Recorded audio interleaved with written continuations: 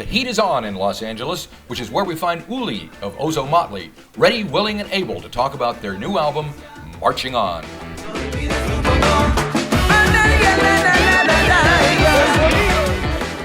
The album came out on the 15th. Have you been doing some gigs in the interim?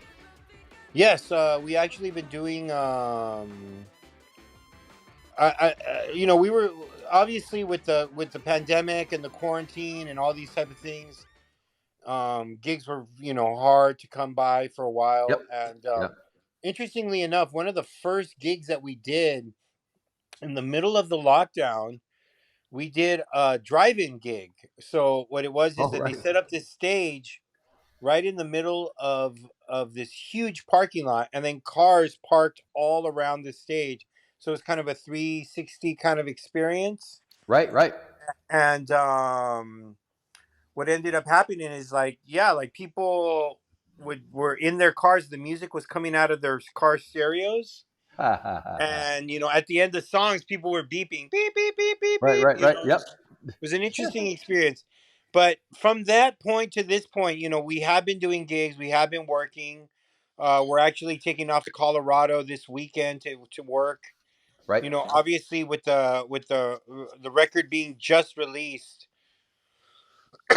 you usually ramp up the work that the next couple weeks. Yep. So Marching On, give me the backstory behind the album. You guys started recording it several years ago, I assume, Well, pre-pandemic. And yeah, it was actually right at the beginning of the pandemic. We were in this studio, this beautiful studio called Sonic Ranch, right outside of El Paso. This studio is a unique experience because it's like in the middle of this huge pecan farm, right. and you basically you're kind of stuck at the studio. I mean, true, you can get in a car and drive to El Paso, but you have your own room, and they have a staff that feeds you breakfast, lunch, and dinner.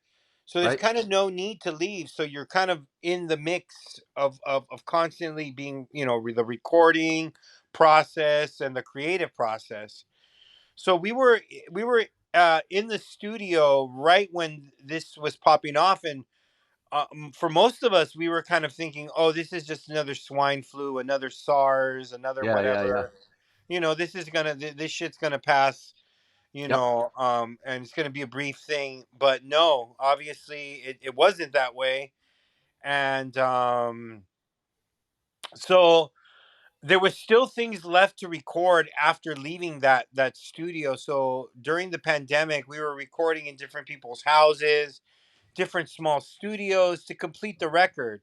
And then once we completed the record, it was one of those things where, hey, do we want to just release this in the middle of the pandemic and not tour on Yeah. it or not do Yeah. anything?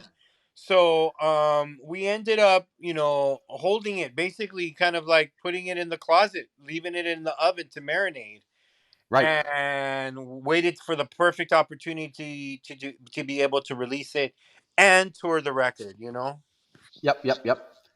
So the record has a vibe to it. It's a fairly upbeat and positive vibe. Uh, uh, would you have made a different record if you were making it, say, last year instead of back when you did? I mean, our Ozomatli music for the most part is always has an uplifting kind of a vibe to it. Yep. Very danceable, very kind of like celebratory kind of thing. So I don't think it would be different. Maybe I don't know. Maybe in the middle of when it was really really locked down and us musicians were really hurting, maybe a little bit more goth influence might have got in there, but Right. Yeah. a little bit more kind of like existential crisis. But Right. for now, that's what we got. It's always kind of Ozomatli music has always been kind of a happy thing. Right. Yeah. Definitely. So you got a guy named David Garzo who was producing. How did you guys work together with him?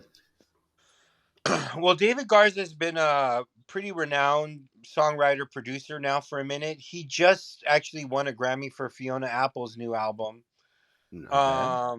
But we had known him, through musicians, circles of musicians, and to produce Also Motley, you kind of got to bring your A game, because most of us have studied music. Most of us, are really into the art of songwriting and things like that. Right. So he brought something that was very unique to the process, and his energy kind of vibed really well with us, and we ended up having a really good time with David in recording this record. Cool. Now, speaking of bringing things to the record, my understanding is you brought Lisa in to show up on Fellas. Is that right? Something for the fellas. Ladies, don't get jealous. Don't get jealous. This is something for the fellas. Oh, you ladies, I know you got something to say. It's something for the fellas. It'll make you dance. Yeah, we actually got Lisa and legendary hip hop group JJ Fad on the record. Right. Interesting thing with JJ Fad is that this had been their first actual recording. They're actually stepping into a studio in over like 20 years or something like that. Insane, man. So Yep. that So how one did that kinda happen? How did you get them? well, that one actually came out of a relationship we had with this concert promoter named Bobby D in Los Angeles, and also reaching out to them.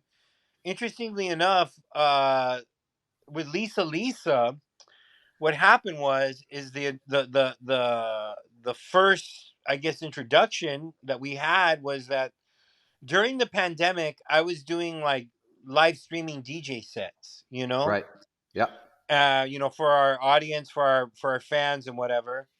And usually I would pick a theme or a genre music. So this one in particular was what they called freestyle music, Latin freestyle, that type of music that was Lisa's kind of genre in the 80s, Yep. So I had found this really cool picture of Lisa with Stevie B and I don't know who else, all these like luminaries of that scene back in the 80s wearing wild clothes and crazy hair. And I posted it up and someone tagged Lisa on this post. Right. So I was, she wrote something, and I had seen Lisa live plenty of times through the years.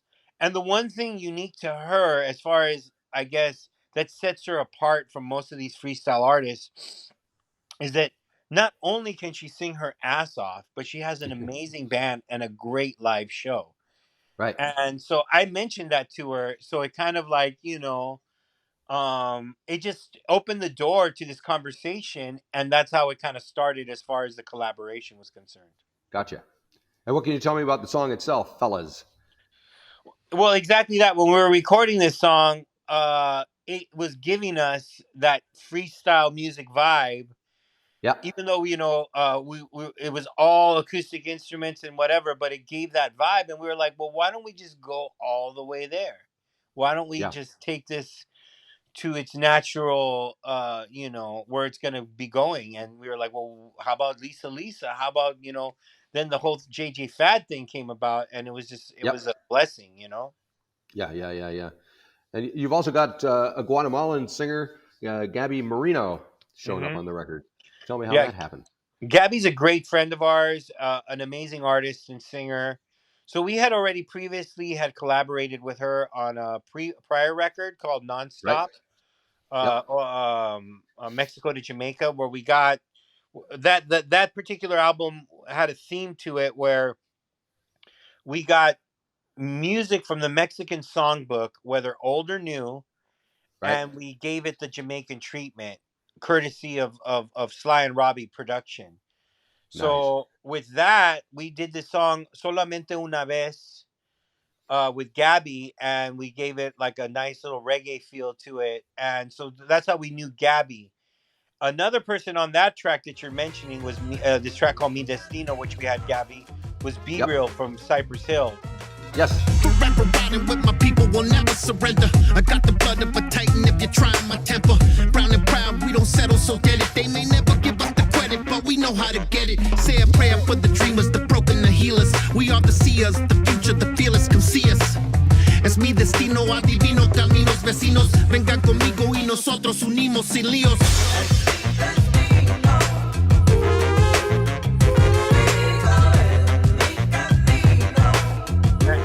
that's another guy, which was interesting.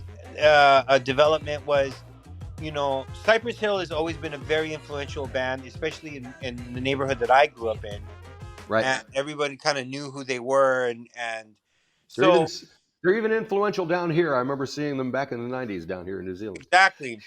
So ever since Ozomatli started, people have always said, "Well, when are you guys ever going to collaborate with Cypress Hill? When are you ever Yep. going to do something with them?" And it took close to 26 years to finally for it to kind of pop off the vine, because Right. no shit, I just wrote to him in his direct messages and I was like, "Hey, this is so and so from Ozomatli, Uli from Ozomatli. We have this track. We would really love to have you on it." And Right. honestly, most of the time when people direct message somebody else in Instagram, it gets ignored. It's like, Right. Yep. Yep. who's this joker? Like, I don't know. Like, but surprisingly enough, he wrote me back.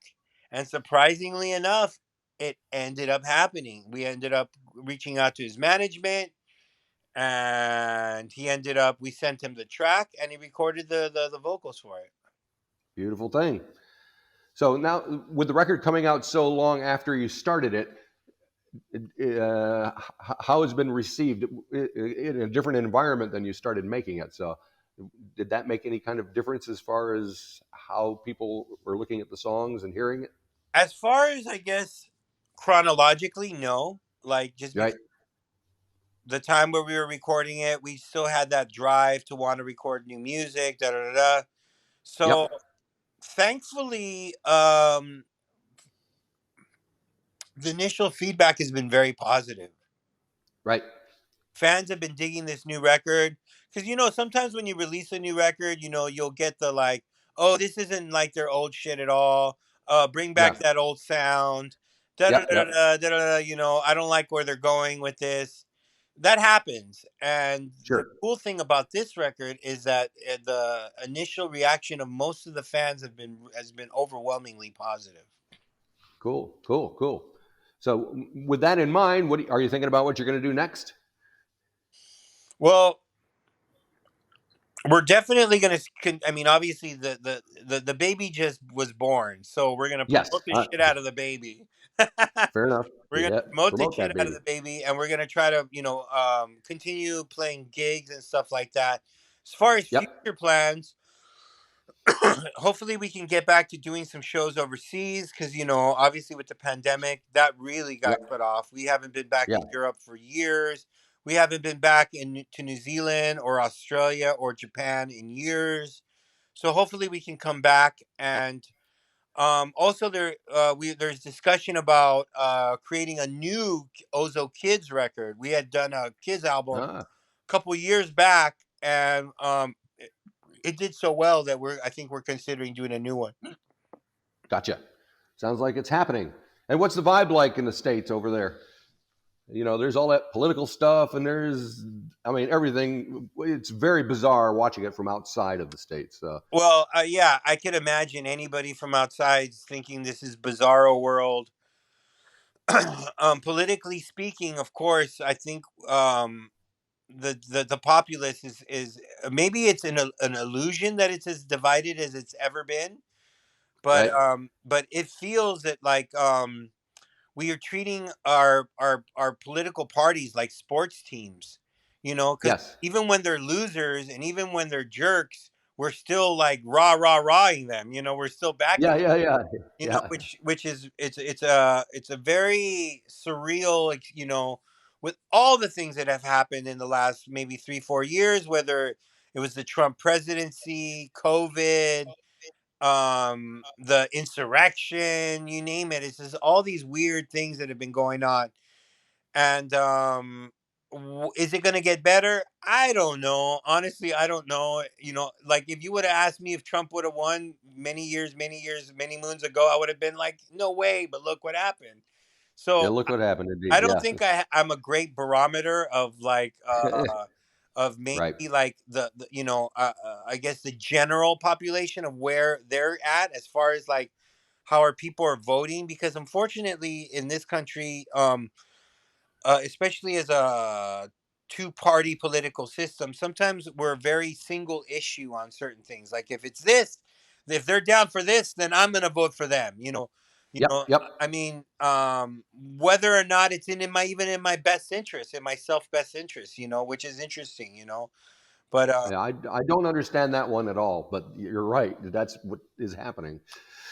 and then I mean, obviously we have the elephant in the room is are the gun issue. Obviously, that like it seems like every other day we're having these terrible, terrible shootings, Yep. and I don't know what to tell you as far as a solution for that thing, because it's just so.